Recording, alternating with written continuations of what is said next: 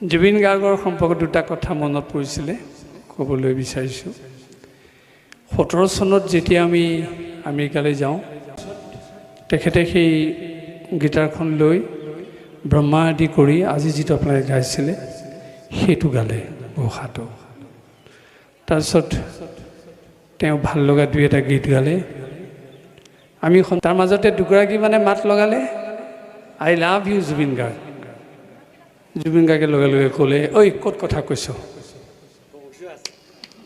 অৰ্থাৎ এফালে আমাৰ সত্ৰীয়া পৰিৱেশটো, আনফালে তেওঁ ব্ৰহ্মা আদি কৰি গাইছে। গতিকে সেইটো পৰিৱেশত এইবোৰ শব্দ শোভা নাপায়। কাৰোবাৰ মনত থাকিলেও অন্তৰতে থাকিব লাগে। গতিকে তেওঁ কিমান শিষ্টাচাৰী, তেওঁ কিমান সংযমী পুৰুষ, এইটোৱে কথা প্ৰমাণ কৰে। কেতিয়াবা তেওঁৰ খেয়ালি স্বভাৱেৰে নক'ব লগা কথা ক'ব পাৰে, কিন্তু অন্তৰখন জুবিন গাৰ্গৰ তেনেকুৱা নাছিল।